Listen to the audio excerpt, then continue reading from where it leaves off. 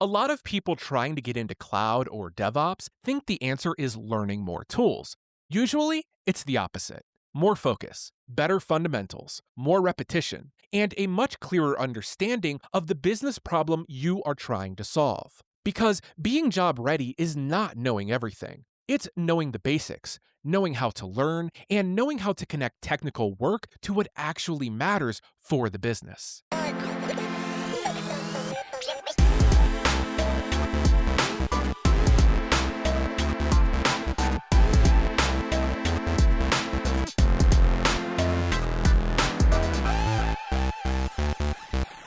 Hey, I'm Brian. I work in DevOps and SRE, and I run Teller's Tech. Ship It Weekly is where I filter the noise and focus on what actually matters when you are the one running infrastructure and owning reliability. Most weeks, it's a quick news recap. In between those, I do interview episodes with people who are actually building, teaching, and mentoring in the space. Today is one of those interviews. I'm joined by Yvonne Young, a cloud and Linux mentor who helps guide early career engineers through the CloudWhistler community. And this one is really about the real path in. We talk about why Linux still matters as a foundation, why so many people stall out by trying to learn everything at once, what job ready actually means, and why consistency beats cramming every single time. We also get into certifications, hands-on practice, how to keep skills from fading after the exam, how to talk about tools in terms of business outcomes, and what better onboarding and mentorship should actually look like for junior engineers. If you like these kinds of conversations, follow the show wherever you listen, subscribe on YouTube, and check out shipitweekly.fm or tellerstech.com for more episodes, show notes, and everything else that I'm building. All right, let's jump in.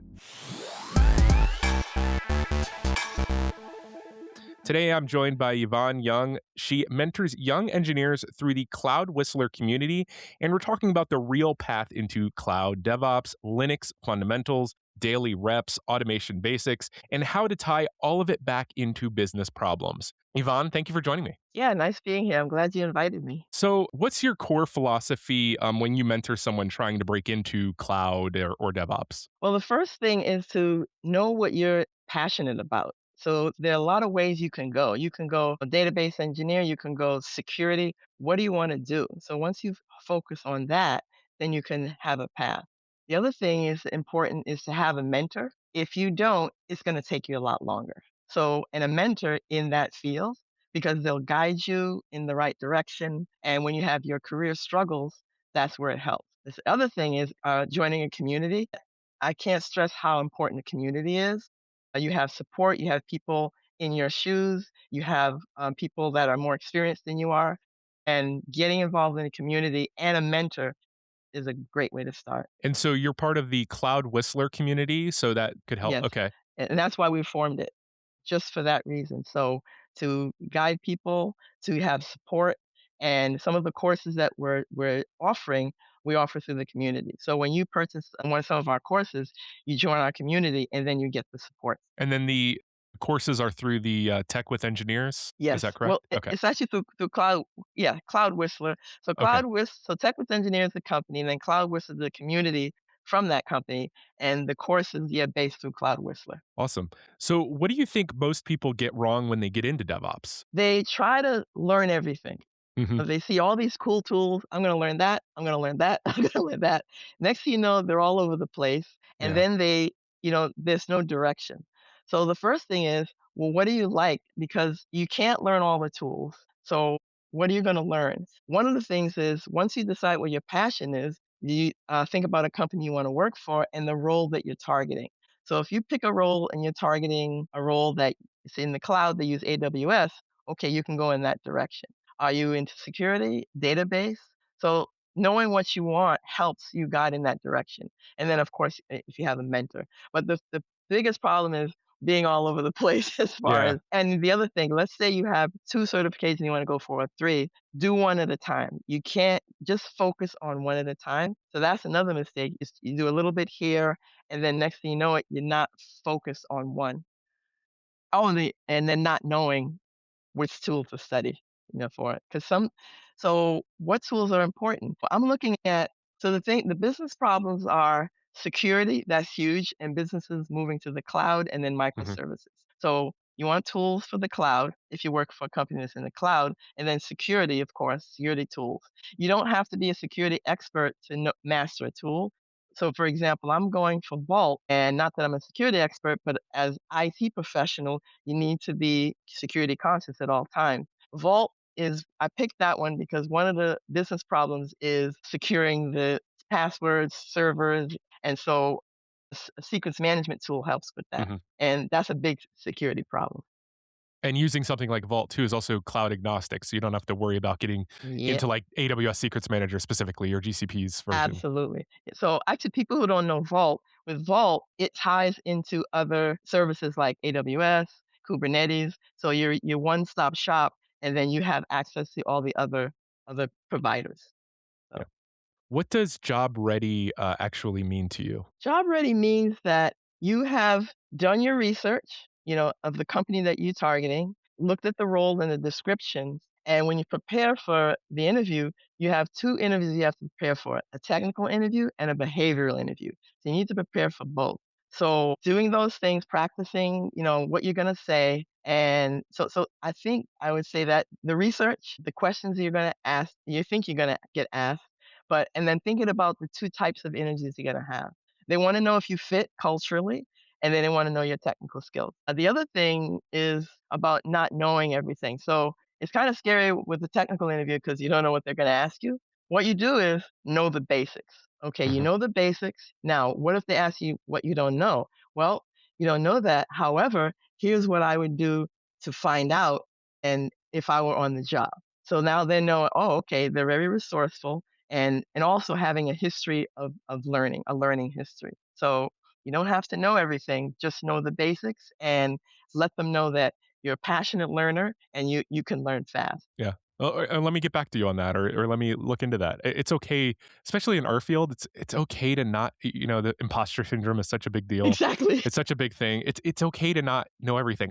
I've been in the Yep, industry 25 years. I don't know everything, exactly. and I think it's important to recognize that and to have that humility in yourself to be like, okay, hey, I don't know this, but that's okay. I know how to find the answer. Exactly. That's the Yeah. most important thing. So you push Linux hard. We do. Why is that still a foundation? Crucial. Servers, all the servers run on Linux.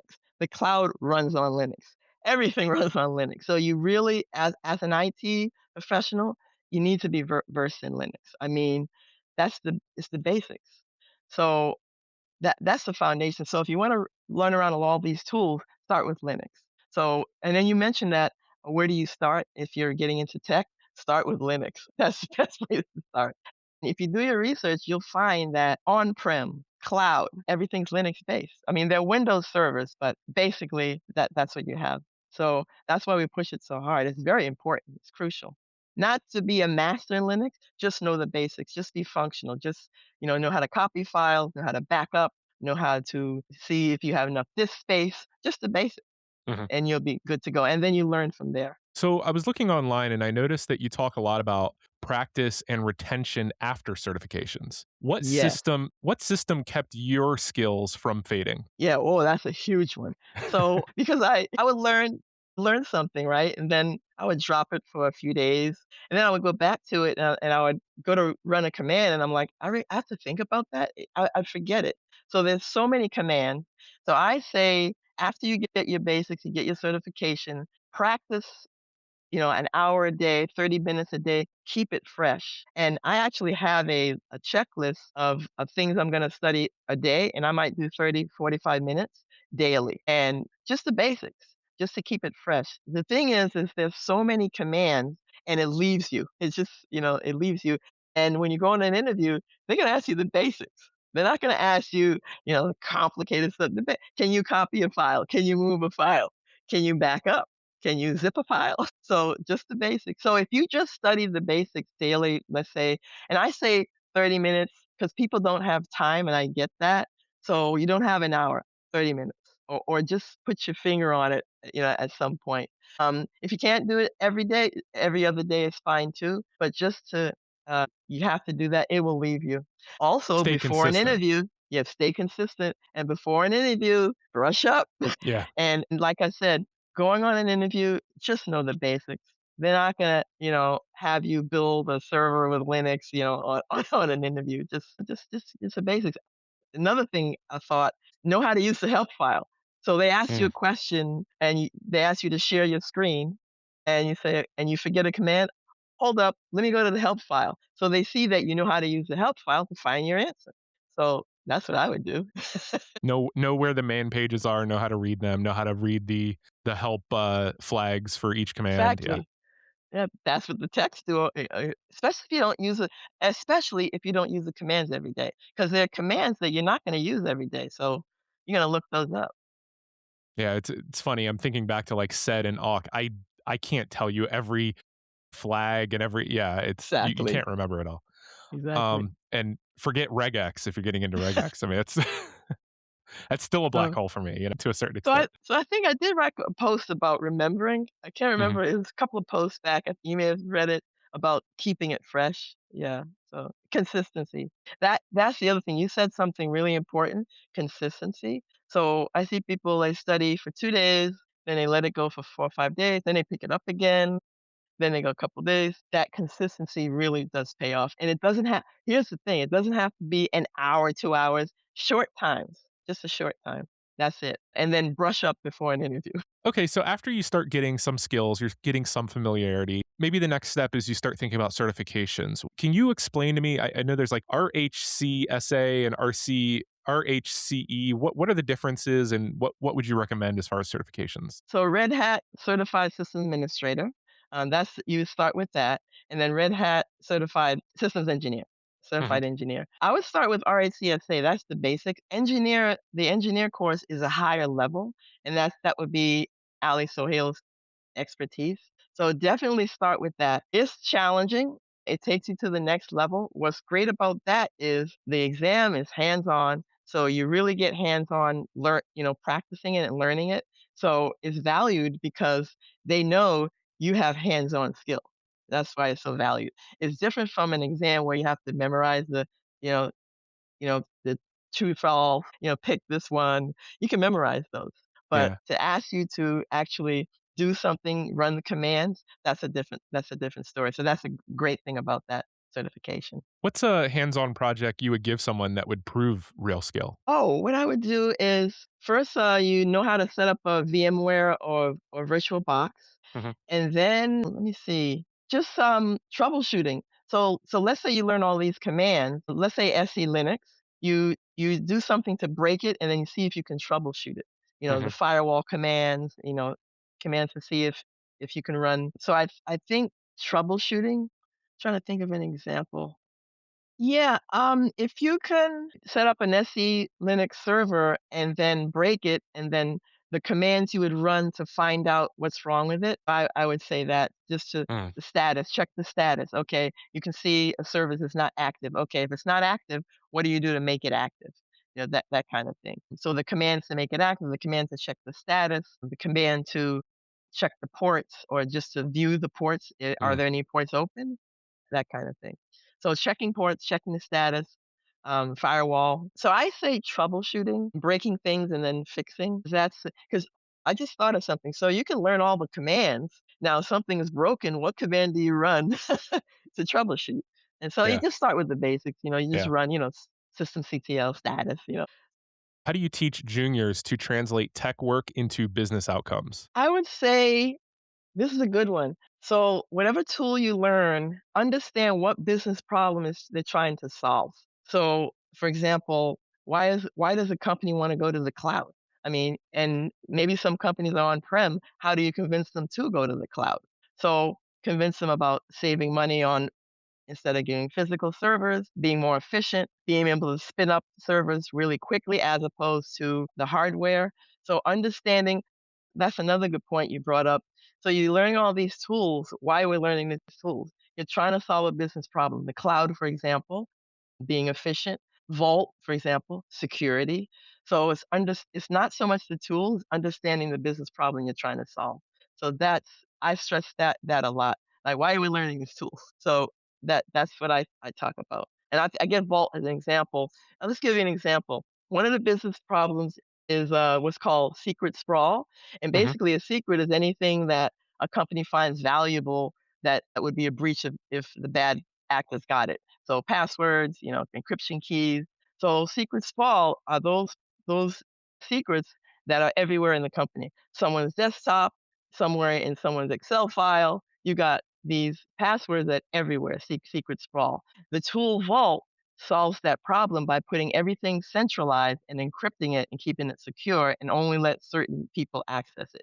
But that's a serious business problem. I mean, you got the DevOps that has the passwords over there. You got the sys engineers that got the passwords there. They're sharing password. Yeah. Someone leaves the company and they have the password. So that's a serious business problem. So that's an example. And And I'm saying rotating, even just rotating those secrets too, or yeah, exactly. yeah. That's where dynamic password generation comes with Vault. So talking about Vault, it's not the tool itself, it's the business problem you're trying to solve because there are other management tools out there. What are we trying to do? So I don't promote the tool, more so is what are we trying to solve? Yeah.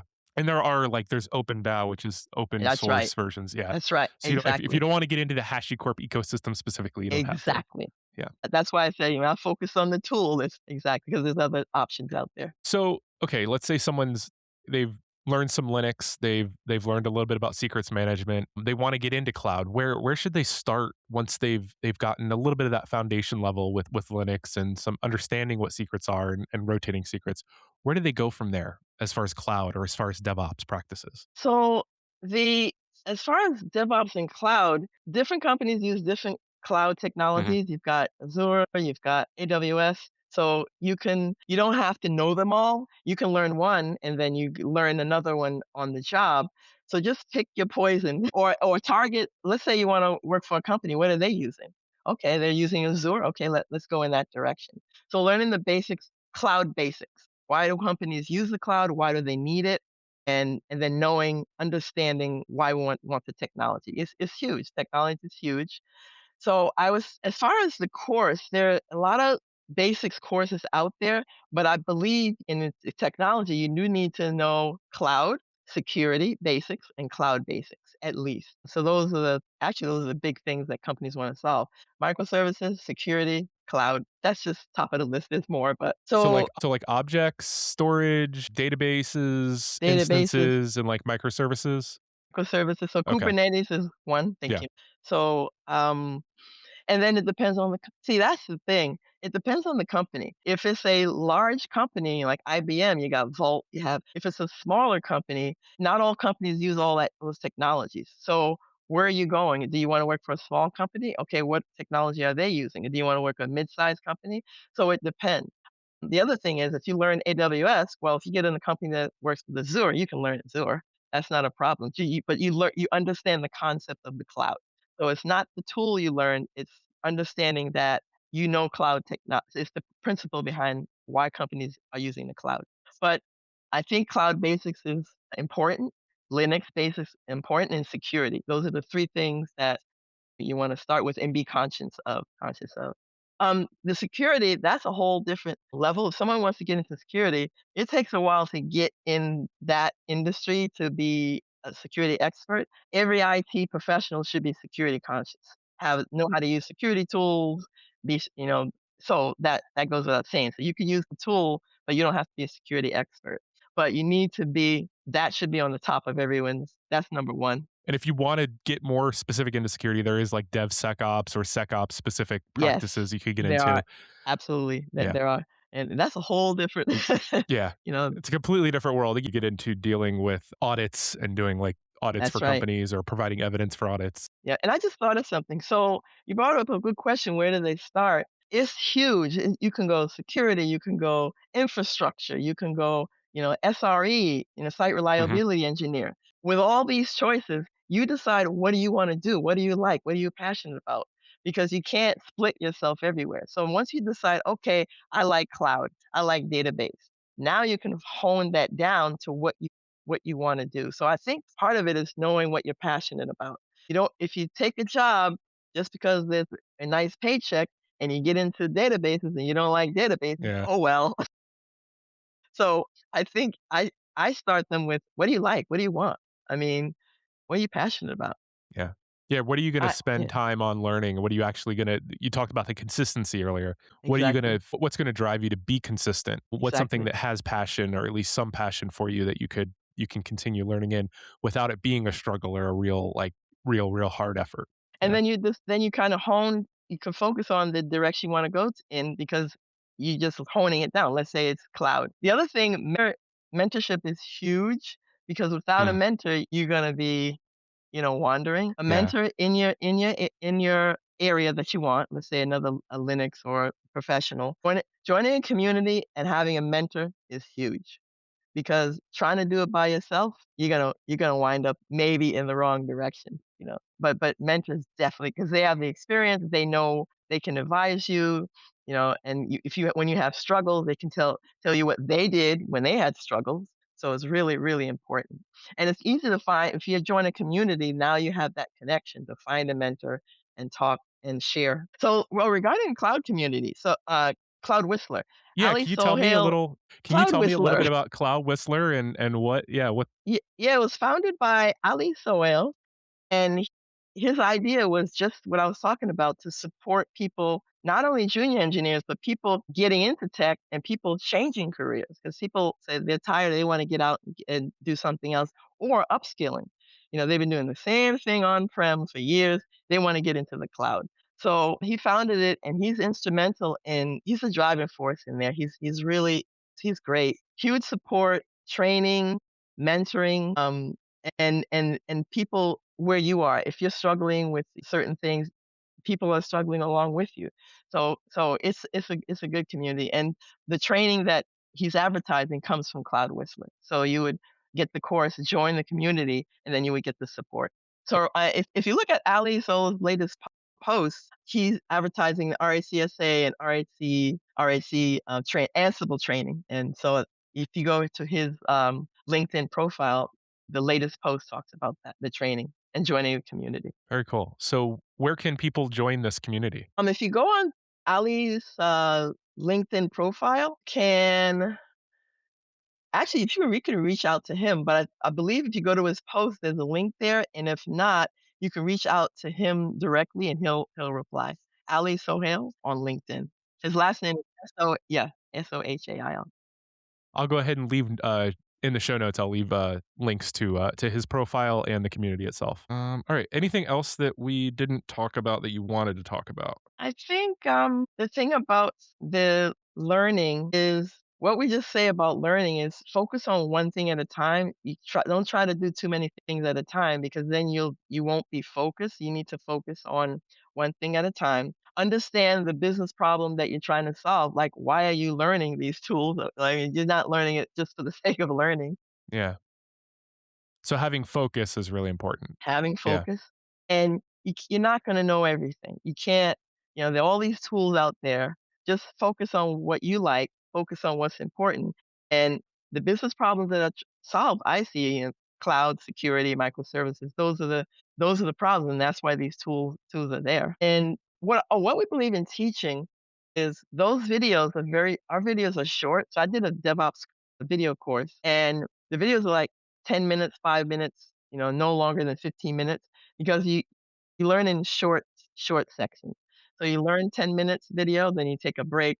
So they're all short as opposed to you sitting for an hour for an entire video for an hour. So that really helps. And also regarding studying, so there's a philosophy behind studying. Studying for 3 hours nonstop is not effective. Studying Yeah. for 20 minutes, taking a break at a time is effective. And I actually have a tool based on the Pomodoro system where you study for 20 minutes, take a break, then come back. Because otherwise, I'd fall into that trap too. You just keep Yeah. studying, um, taking a break. You can also take a day. Let's say you're burned out studying. Don't study the next day. You don't have to study every day. You can take a break, let your brain learn it, and then come back to it. And then Yeah. You don't want to study. get burned out. That's for You sure. don't wanna Yeah. get burned out. Yeah. Sleep is crucial. I know people disregard it, but when you're well rested, you think what better. I Hmm. think this in the morning. In the morning, I can climb Mount Everest in the morning. In the evening, I'm no good. So Yeah. yeah, so it's important to pace yourself studying. Don't study, try to cram everything in and get, rest, exercise, all of that does play a part in there. Because what I see in the tech industry, they focus on study, study, study, study. Well, how about exercise? How about sleep? How about taking a Yeah. break? How about being balanced? When you're not balanced, you can't just focus on technology only. You have to be balanced. And if you're not, you're not going to learn as well, and you're going to burn out. Yeah. Your attention span can only That's right. you only have attention span for so long, and then That's right. eventually, yeah, you're just not it's not be even if you are studying for 3 hours, it's not an effective 3 hours of Nope, studying either it's at that not. point.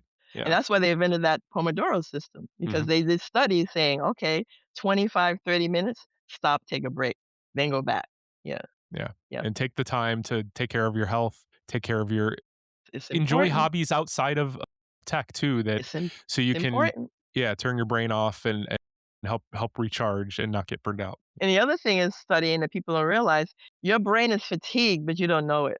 So 3 hours, you've been studying, studying, studying. You're wondering why you can't remember anymore because you've been studying for 3 hours without, without stopping. So we Yeah. talk about that when we're mentoring, about those kind of things, about you can't do about doing it all at once. Let's see, is there anything uh, yeah, I think I pretty much said it all. Basic learning the basics of technology, you can't learn it all. Understanding business problems. That's the other thing. Going on an interview, I just thought of it. Talking about your tools. I don't talk about the tools. I understand about, this is a business problem you're trying to solve, and Mhm. here's what I understand about this tool, and what do you do? What does your company do to solve this problem? So they understand you're thinking about the big picture, not just focusing on a tool. So that's another thing, understanding, and they see, oh, you see the big picture. So being a mentor, so wrapping up, and I just wanted to ask one more question. Being a mentor in this space, you have visibility to both the juniors and the seniors and the people that have, been in it for a short period of time, been in it for a long period of time. What's one thing you wish more seniors would do for juniors? Well, that's a good one. You mean on the job or just in general? Because In on general. Yeah. in general? Or on the job if that's an easier question. Well, on the job, I have something to say about on the job. A lot of times, Okay. there's a instance where it's a fast-paced company. They throw you in there, and then the seniors are all busy, and you didn't really get the best onboarding, and you get stuck, and there's nobody around. So good onboarding for me is, okay, good onboarding. You have a mentor that you can reach out to if you get struggle, and I think that's huge.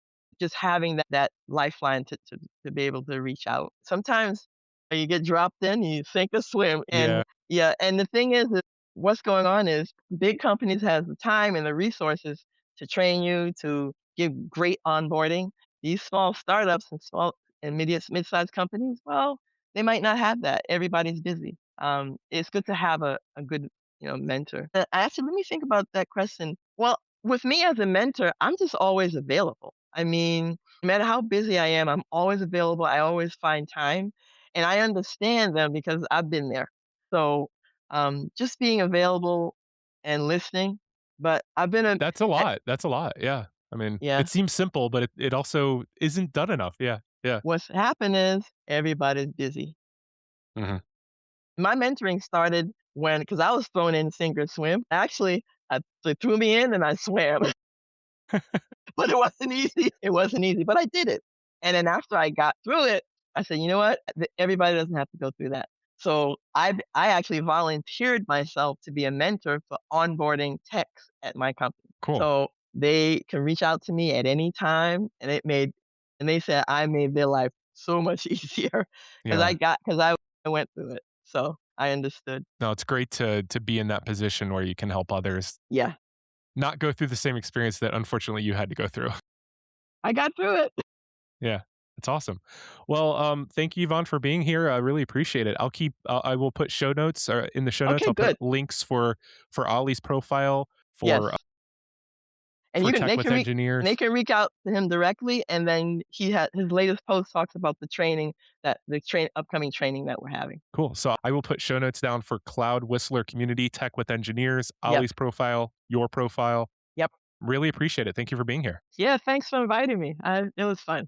Alright, that's my conversation with Yvonne Young. My biggest takeaway from this one is the path into cloud or DevOps does not need to be flashy. It needs to be focused. Pick a direction, learn the fundamentals, practice consistently, understand the business problem behind the tool. And do not confuse collecting buzzwords with actually being job ready. I also really liked her point that good mentorship can save people a ton of wasted time. A lot of juniors do not need more noise. They need better guidance, better onboarding, and someone who is actually available when they get stuck. If you enjoyed this episode, follow Ship It Weekly wherever you listen to podcasts. If you want the show notes, links to Yvonne, CloudWhistler, and the resources we talked about, head over to shipitweekly.fm or tellerstech.com.